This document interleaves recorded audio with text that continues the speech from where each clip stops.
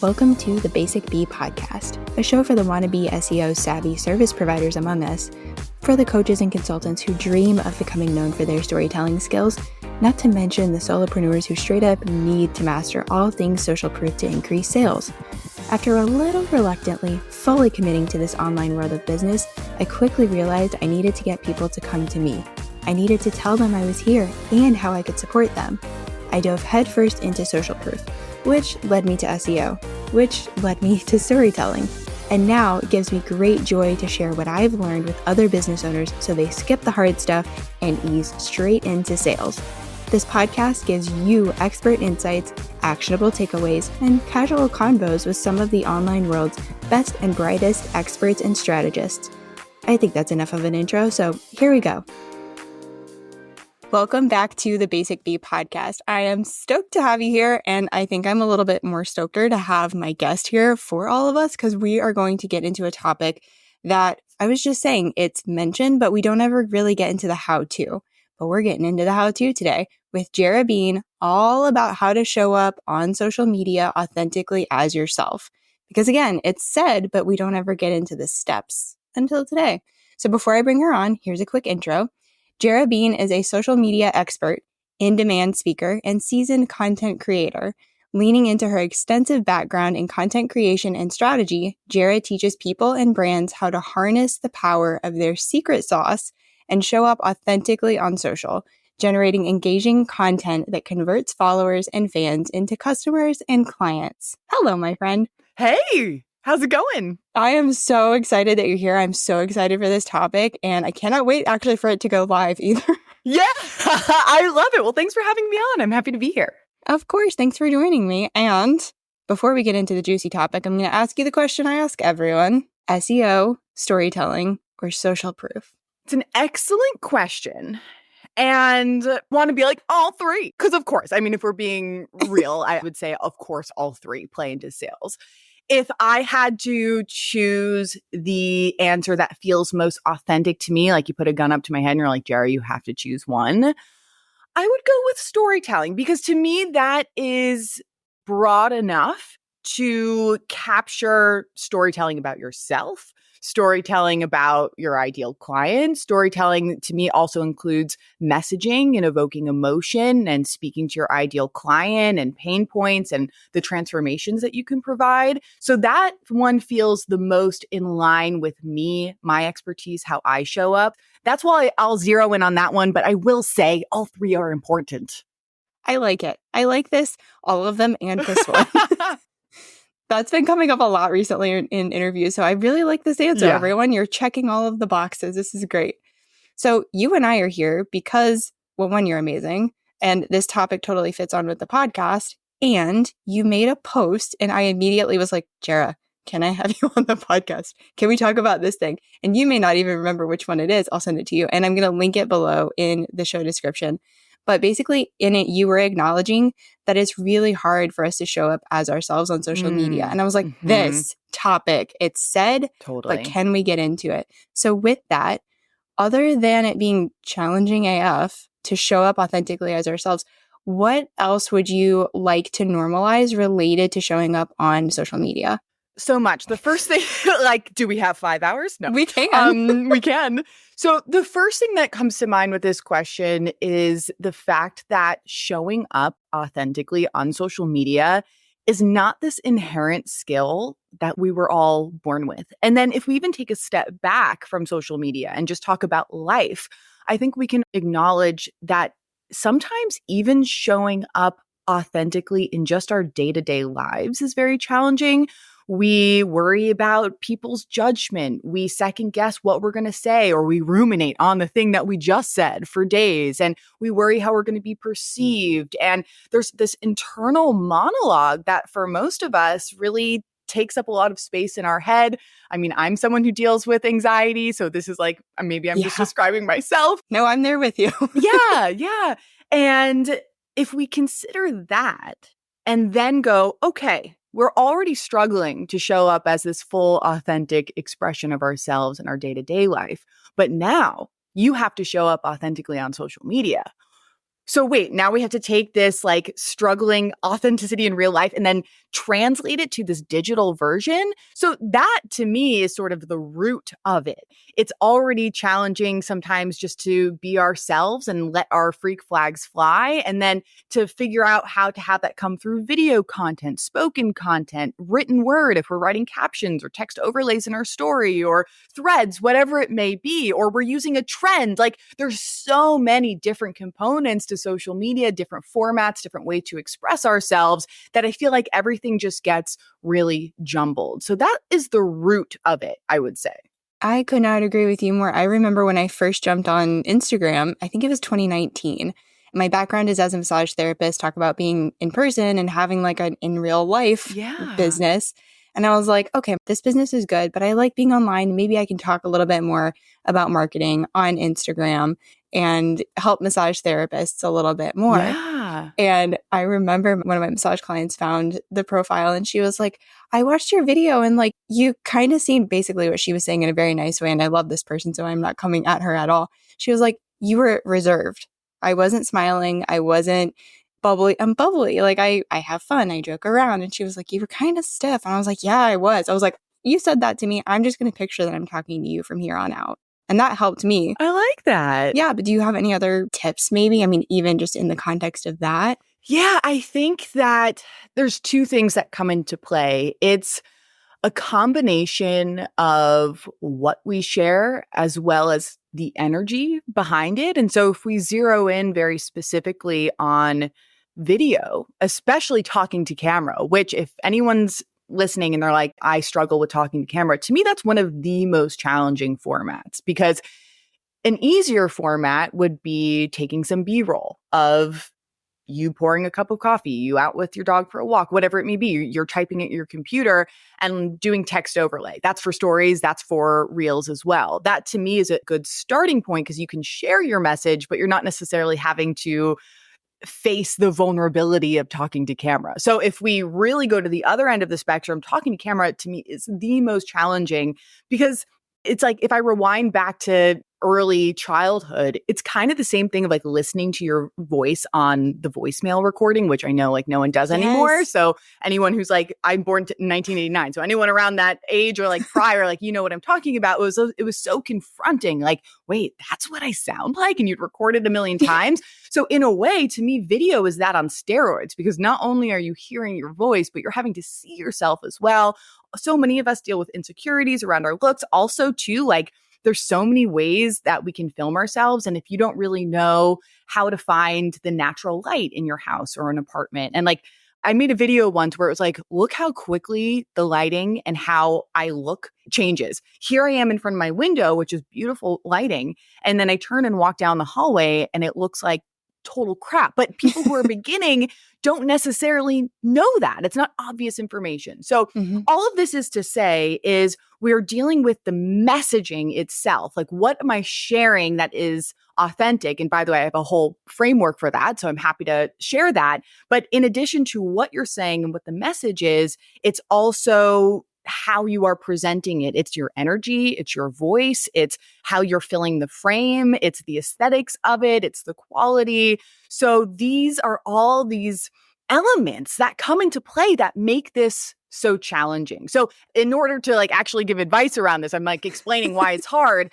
I think so much of it is just practice. However, we are so hard on ourselves. We record our first video and we go, oh, that freaking sucks. I suck. In what other like modality do we do this to ourselves? Do you have zero experience drawing and you draw your first drawing or paint your first painting and go, oh my God, I'm the worst at this? Well, yeah, you just started. You've never done it before. You're a beginner. Same with learning a language. There's so many parallels we can draw here. But for some reason with social media and content, we expect it to be this instant thing. So I think it's really understanding that and knowing that if you make D-level content, then C-level content, then B-level content, that is how you are going to progress to looking more natural, feeling more natural, sounding more natural, and so on. I really wish I had had that advice way back when because I immediately jumped into video and I was like, this is what I'm seeing people doing. I must need to be able to do this. I'm also into astrology and I have some like Aries stuff and Taurus stuff. So I've got like the go first and the I'm going to be stubborn about it. Yeah. So that very much came through. But I love the idea of stepstoning up to the more intense stuff, the more Totally. vulnerable content, shall we say? Yeah, absolutely. It's intense. So I've always seen you interacting with camera and sharing content. And I'm sure anyone who is familiar with you, it looks so easy. But I am not an idiot and I know it must not be. And I also know that you and I have some shared life stuff that has happened and you've shown up through that or after that. So what would you say if someone was like, how have you always shown up and made it look easy to be like your goofball go-getter self? Yeah. And how can I do that? Well, it's been 9 years, which honestly blows my mind because I remember my very first post of the account that I use now. I had a personal account that I like barely posted on starting in 2012, but I really think of the first day of what I do now as April 4th, 2015. And that 9-year anniversary just passed. And I'm like almost makes me want to cry a little bit. It's like so confronting that 9 years have gone by. But I say this because I have been showing up on social media for 9 years straight. Sure, there's been a few breaks here and there, not really that many, if I'm being honest, a couple days here and there. The other thing too is not only has it been 9 years, but I feel it's almost as if I have grown up with social media. I don't mean from childhood, but what I mean is social media has developed at the same speed that I have developed with social media. So because I was on it in 2015, I was on it before any video content existed. Then 15 seconds we could post to our feed. Then stories came. So everything that was new to me at the time it was new to everyone else. Versus, let's say someone starts now and they haven't been showing up consistently for 9 years. Like, holy cow, you have Reels, you have all the things that come with Reels and TikTok and stories and broadcast channels and threads and close friends lists. Like, oh my God, how unbelievably overwhelming. It's so much. So I'm not trying to like downplay my comfort level with it, but I do think context is important because it's so easy to look at someone else. Actually, my client just said this to me the other day. She's like, I'm scrolling through and it looks like it's so easy for everyone else. Well, two things. One, it either is easy now, but it wasn't easy for them back in the day, or it looks easy, but it's not actually easy. They're just so good at it that it looks easy, but behind the scenes, it's not actually easy. So that's just something to keep in mind. And going back to what I mentioned around this concept of like D, C, B level content, I think so many of us feel that we have to have this perfect content. It needs to be edited. We need to have the messaging right. But the only way we're going to get there is with time, practice, consistency, and really showing up through the suck. And the suck can be a wide range of things. It could be not getting any followers and you're posting for weeks and months. It could be decreasing followers. People are unfollowing you. It could be not getting any comments. No one's responding to your polls. You don't like your content. Like people say something mean to you. Like the suck can mean a lot, but the only way that you are going to build that social media tenacity is if you post and show up through that suck, which I think I've done a lot of over the years. So there's that too. You totally have. And I know exactly what you mean. And I still remember the moment that I decided to open that Instagram account. Like you said, I have a personal one. It's private. I don't really post anything on there anymore because one is enough. So I'm over here on my business profile. And even since November, I decided not to post a whole lot of stuff. I'm showing up in stories and I'm having conversations in the DMs because that's where my connection points are. And I'm still able to show up as me and be myself and make those connections with new people and with existing people through my stories. But when I first opened the account, like I said, I had the massage therapy background and I was just trying that. And then at one point I was like, I'm hard pivoting into SEO copywriting, into an online business. And that is a very different identity to take on. And so here is this massive transformation. And I'm just going to be like, hi, I do SEO copywriting now. I know you know me for like massage cupping, but like we're doing this now. And I did. I had to show up through the suck. And I love that phrase. And I'm so using it because it's so true. It's so like true. It's uncomfortable. And yet it's like, all right, I'm just going to do this anyway because I know long term this is going to help me get where I want to go. Yeah. And that's very much in line, once again, a conversation with a client the other day where she said, I'm feeling resistance. I'm like, okay, tell me, where are you feeling resistance? Get specific. And she's like, everything. I'm resisting coming up with content ideas, filming, editing, posting. but she also has resistance around the idea of not showing up. And so it's like a lose-lose situation because you don't show up and you feel awful because you know that is a goal of yours to show up to support your business, but you are judging yourself about the ideas that you come up with. You're sort of worrying and anxiety about how people are going to perceive it. And then you finally do post, but then you're just so stuck on the numbers and you see, some followers decreasing. And I'm like, at this point, like we need to have a serious talk, a little Jera tough love, because at this point, your commitment to your goals and why we are doing this together and why you want to work on this needs to be bigger, louder, more significant than the resistance that you are feeling in the day-to-day. And if that is not louder, if that isn't going to be the North Star that really guides you and you're zooming out to understand why we're doing this, then you're just going to get stuck in all of this resistance that you're currently feeling. So to me, that's a perfect scenario of you really got to show up through the suck, through the resistance, and identify the bigger long-term goal that is the North Star, even if it's feeling challenging in the day-to-day. Like that's the only way that you're going to take steps to get there and work towards that.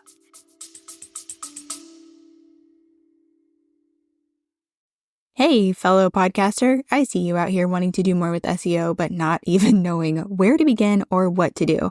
Oh, and yeah, there are loads of episodes you should be blogging about, but like, how? I saw so many conversations just like this happening around me, and one day I just thought, I'm a podcaster, I'm an SEO show notes writer, I should make a resource. So I did, and now you can grab the SEO podcast show note and blog post templates. You get everything you need to go from podcast idea to SEO optimized podcast show note to SEOified blog post, which means you've got 2 long-form content pieces out here marketing for you 24/7. I even included video training so you know exactly what goes where and how to incorporate SEO for your podcast ASAP. Click the link in the show notes and grab your templates today. Yeah, and I can't remember the quote right now. It's like the only part of the quote that's sticking in my head is action, but like action is the answer to something. What's the thing? I can't remember. Do you? Is it action breeds confidence? Or I like that. Something like it's that? Close to that. We're going to go with that. I think it's a cousin, but we're going to go with that. Cool. We'll run with it. Because it's like the doing gets you out of the funk. It gets you out of the suck, but it's the one thing that you don't want to do. And yet it's like, you got to take door number 1 over there, my friend. You have to. That's the only option. The other one's locked. And you know what? I mean, in full transparency, because, authenticity is a big thing that we're talking about. Like, this is something I'm currently dealing with myself. And it's such a mess up of the head because here I am, like, this is what I do. Like, I'm a social media coach, educator. Like, I can spew content ideas left and right and strategy for my clients. But I've actually been in a phase recently where I am stuck and I'm uninspired. And the interesting thing is that it's actually really fueled by a lot of personal and business development that I've been doing for all of 2024. And what I realized, and I had a big talk with my mindset and life coach the other day, is that we can be the reactors to our circumstances. We can be the victims of our circumstances, or we can take action. We can take control. We can be the creator instead of the consumer. We can be the victor instead of the victim. And like instantly, that every time I think of that, like just right now, I got like chills in my body because it literally completely shifts my energy to go, wait a second, I can sit here and go, I'm stuck. I'm blocked. Like how annoying, like poor me. Or it's like, wait a second. I can actually take a moment and jot some ideas down. And maybe it's like about how I'm feeling and what I've been going through. It doesn't have to be some idea about social media because I share about myself. That's what I've been doing for 9 years in addition to social media. And I can go out and film something and I can actually decide to completely shift my situation and say, I'm the one in control. I'm the victor. I'm the creator. I'm not the consumer, the reactor, the victim. And I can completely change this energy not tomorrow, not in a week, like literally right now. And so that's been very profound. And this is like a recent conversation and a recent realization that's been incredibly helpful for me on like deep cellular level. Yeah, that's huge. I'm glad that you shared that because we do have control. We Yeah. do have power to change things in a very short window of time. We just have to decide and then go do. You literally just have to decide. And the thing that's so crazy about, because you're right, it's like we just have to decide. And that sounds so simple. And people think that it's not that simple. And so they hear that and they go, oh, like just have to decide. Like, no, like obviously it's so much more challenging than that. No, it's literally that simple. And it's our problems in our head and the stories and the narratives that are making it seem complicated in order to keep us in our place and keep us small and unchanging. So it literally is that simple, which is crazy. And you made such a great point that it keeps you small, it keeps you stuck. And historically, yes, it has kept you safe, but you're in control now. You got your own back. You have a support system. Like this has been a really big lesson for me, even just in the last 18 months is like, holy crap, I really am supported. If I ask for help, it shows up. Oh my goodness. Because that wasn't always the case, but I get to change the narrative. I get to change the story. And it literally does just start with deciding that it gets to be different. Yeah. Oh my gosh. I love that. Right? We could just stop there, but we're not going to. So I want to break this down a little bit and get your advice and maybe some practical, tactical steps. Sure. What does it mean to show up as our full selves? And I'm thinking of this, you've hinted at this, in the context of balancing personal and professional. And how do we do that? Yeah, great question. And I love to talk about this because it took me like 3 years to actually develop a framework for this. And what I found originally when I launched my group coaching program and first had my first round of clients was that I would say, show up authentically as a piece of advice. And that's something that we hear all the time, like to the point that we start to roll our eyes because it's like, okay, get it. Yeah, like, we got to show up authentically. Like, okay, can we hear that like 10,000 more times? Yes, please. Thank you. But the issue with that, and I used to say it, so I'm not talking down on it at all, is that it's incomplete advice because you hear show up authentically and then you say, okay, like I want to, but then you go off to try and do it. And then it's like your brain goes blank or you're just frozen. It's like, well, how do I do this? And so I saw that so many times with my students and clients that I was like, all right, there has to be something more tangible here. And I'm a very like tangible person when it comes to learning things. I need to see and hear the concept. And then I need to see it like actually broken down to be specific and then applied to certain things. So that's how I created this framework. So without further ado, this is called the 4 quadrants of secret sauce. And to me, secret sauce is a phrase I use for showing up authentically, same type of thing. And the 4 quadrants of secret sauce are as follows. We have foundational, professional, present, and lighthearted. And I'll explain what each of these are, but just first, before I get into it, these 4 quadrants as a whole represent your entire authenticity, your entire secret sauce. But what we're doing here is we're breaking that down into categories to talk about different types of authenticity, which then makes it more tangible and also give you choice for how you actually want to choose to show up. So to explain each one a little bit more, foundational secret sauce focuses more so on your past. So think about the chapters, your pivots, the moments, the achievements, both the good and the bad that have brought you to where you are today and that have really defined where you are today. Then if we flip that, we have present secret sauce, which as it sounds is very much focusing on you in the moment. So who are you? What do you like to do on weekends? What are your hobbies? What are your interests? What are the things that make you laugh? And in addition to the things that you're doing and feeling in real time, it's also your energy, your personality, your values. So some of it is tangible. Like, for example, I'm going to go play pickleball. Like that's part of my present day secret sauce. But the personality and the energy is a little bit more intangible, but that's the beauty of video content, especially talking to camera, that allows some of our present secret sauce to come through that isn't quite quantifiable into like, share this exactly. So that's our present secret sauce. Then we have professional secret sauce, which focuses on you as the business, the entrepreneur, whatever it is that you may be. And it's not tips, it's not tricks, it's not hacks, tutorials, but instead it's really zeroing in on how you are unique in the field, in the position, the profession that you are currently in or have created for yourself. So what are your values as a professional? How do you see things in your field? What are your processes, your frameworks? Why is someone coming to you over someone else who might be very similar to you? That's professional secret sauce. And then lastly, we have lighthearted, which, spoiler alert, is as it sounds. It's the funny, the goofy. It's also just like the random and off the cuff. So some moments of lighthearted secret sauce. I have a secret, not so secret hidden talent, armpit farting. You mentioned it. I love choosing crackers. I have like a fiddly fig tree, and like there's all this inside jokes about fiddly figs, and like everyone's talking about, telling me to be quiet around the fig tree, don't play music, and you need to shake it. Like these are all random little things that so oftentimes we think are mundane. Why isn't anyone going to care?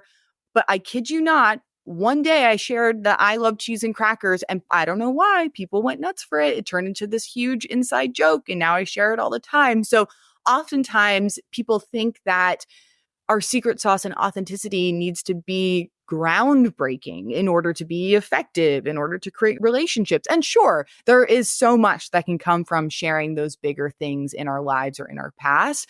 But also the beauty is in these small moments where people go, oh, me too. Or I never knew anyone else thought about that or laughed at that or liked that. And that is where so much connection comes from my community, is in those lighthearted secret sauce moments. So that is the 4 quadrants of secret sauce: foundational, present, professional, and lighthearted. And the last thing that I'll say about this to wrap it up is that not only does this make the concept of authenticity more tangible, but like I hinted, it also gives you choice. So you do not have to show up in all 4 quadrants in order to show up authentically. So someone might go, for whatever reason, Jera, foundational and professional, that feels aligned, that feels appropriate. For example, maybe it's a lawyer. Like a lawyer might not want to share lighthearted and present secret sauce on their social media, but foundational makes sense and professional absolutely makes sense. So you could choose 2, you could even choose 1. You got to choose at least 1, but you could choose 1 and you're still showing up authentically. So that allows us to create boundaries and not have this pressure to reveal every nook and cranny of our life in order to show up authentically. It's just not required in order to do so. Right. And I know I have a lot of friends who have become moms recently, and they're doing this whole, do I show my kids? Do I not show my kids? They're like figuring this out in the moment. That's a heavy one.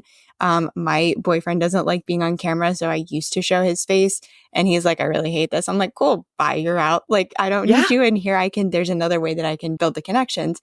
I love too that the lighthearted serves as a catch-all, because for me, with my brain and how I operate, I'm like, but what about like the extras? Like I joke all the time with my clients. I'm like, you're going to see this in the Loom. This is my messy notes document. You are not getting this. This is like where I get to make my mess, and then I give you the pretty version of things.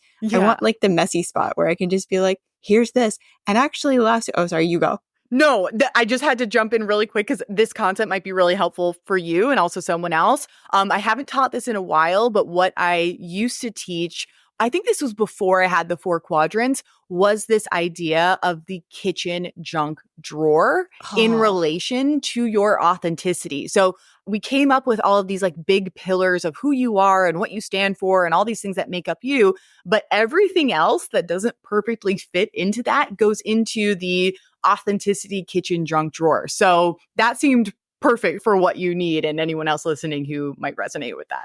Totally perfect. I love a good kitchen junk drawer. We don't currently have one, and we have like a corner that's the kitchen junk drawer. Yeah, we have like a shed. That's, You just like tuck that away and no one has to see it. I love that idea. So I was going to share that it was recent. It was on Threads, and my boyfriend and I are house hunting, and it's like nutso out here, to the point where there was a kitchen, and he sent me this picture, and it was of a kitchen island with stove. With a stove, you already know. and it was supposed to be one that would go against a wall because the knobs were sticking up. So Okay. you look at this kitchen island and there's this thing raised up Okay. that should be against a wall for, the knobs in the back. Yes. And so I was like, okay, that's really weird. So I decided to take the picture, and I thought it was just a joke. Turns out it's actually a house that's for sale in Connecticut. Oh my God. But I posted this picture, and I think I said something like on Threads, people keep asking how is house hunting going, like this, and shared the picture. It blew up. People were eating it up, and people were talking about how challenging it is to buy a house and how crazy that is. And like, here I am, and I'm like, I have an SEO for podcast little template thing. Want to get it? Oh, I shared this podcast today. Here's a tip. Here's this other thing. And I post a picture about this like weird stove in an island, and people are just like eating it up. And so to your point, you never know what's going to hit. And it's usually, I've found, you've been in this longer than me, that it's that random stuff. It really is. And I can almost like tune into someone listening right now and like hear some objections and pushbacks. Like, for example, someone's like, but it doesn't have anything to do with my business. So like, what's the point of sharing it? And it picks up traction. The point is that these things, just as you perfectly described, these types of things leave bookmarks in people's minds. And I'll give you a perfect example that's sort of similar. A couple years ago, I was learning how to shuffle, which is a type of dance. And I was watching. Yeah, it was so fun. I got busy and I stopped doing it, but like I miss it and I want to get back into it. But I was sharing shuffling on my stories and just the journey of it and my progress over the course of 2 months. And I'll never forget, I had a gal in my group coaching program that I was running at the time. And at some point, she sent me a message and basically told me that the way in which I was showing myself being a beginner at shuffling made her feel safe being a beginner in my program. And never in a million years would I go, okay, guys, as a strategy, I'm going to post me as a beginner shuffling outside my house and like looking like a fool because that's what's going to get people into my program. But you never know how this one pathway of connection that you make by sharing something like that could then have a direct connection to your business. So all the time, or many times over the years, I've heard people say, well, Jera, what's the point of sharing my coffee, my dog, a meme that I found was funny, something that I thought of on my walk, a podcast, a joke, whatever it may be. It can be heavy, it can be serious, it can be funny and lighthearted. But what's the point of sharing all of these things if they have no direct connection to my business? And my answer is that all of these things are a connection and an entry point into you, and therefore is a potential connection to your business. Now, I'm not going to go say, oh yeah, 7 days a week, go post random shit. That's not the point. Like, we are thinking about this strategically. Of course, we are still sharing about our business. We're still sharing educational content. We're still talking to our ideal clients' pain points and pleasure points. But this is like the sprinkles on an ice cream. Like, we're still adding in bits and pieces about ourselves, our secret sauce, the lighthearted, etc., that leave these bookmarks in people's minds. I love that whole concept of the bookmarks. That's absolutely such a good visual for me because it's like you go back to the reels that you saved. You go back to where you have a Post-it note in a book. You go back to that. It leaves an impression. It does. This has been absolutely incredible. Is there anything else that you want to share as we wrap this up? Gosh, the only thing, I'm very excited. I am working on my first self-paced course ever, and I've been working on it a very long time. We won't talk about that. But it's almost done, and it's a course to learn how to edit your Reels and TikToks. We are all required to create video content in some shape or form, but there's no real formal training out there. So this is all about teaching the foundational, fundamental skills to create vlogs, tutorials, talking to camera, trends, transitions, you name it. So if anyone is interested in joining the waitlist, because it's going to launch soon, be my guest. Come join me. We will have the link below. And most of us know where to find you, but do tell us, where can we find you online? Yes, Jera Bean, Jera.Bean on Instagram, TikTok, JeraBean.com for my website. It's just Jera Bean all around.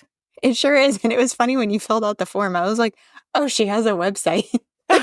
Like, duh, but I know you from Instagram.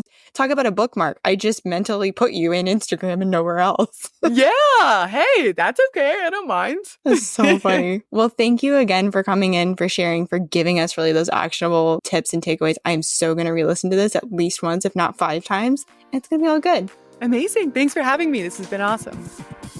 That was really something, wasn't it? Let that really sink in and guide you toward being the answer to even more Googled questions. Thanks so much for joining me this episode. You are the reason this show exists and that it keeps growing. You know, thanks to all those follows and reviews. If you know someone who could benefit from what was shared, send it to them. We don't do shy around here. If you thought of clarifying or follow-up questions while listening, you know what to do. Say hi on Instagram. Check the show notes for all the things that were mentioned, and I'll talk to you soon, friend. Okay, you get it. You know SEO is important, but no, you're not interested in learning another skill. Who has the time? But who are you supposed to trust with the task of getting SEO to work for you? Someone who won't ghost you mid-project or treat you like a dum-dum lollipop. Someone who actually wants to empower you and your team with all things SEO. Hi, yes, it's me, Brittany, and you are the person I created the SEO packet for. You're curious, you want to understand this thing better, but like only a little bit. You don't actually want to do the doing. This way, you get the key SEO stuff super fast, and you get support throughout and beyond the project. No more letting Google gift you the wrong SEO strategy.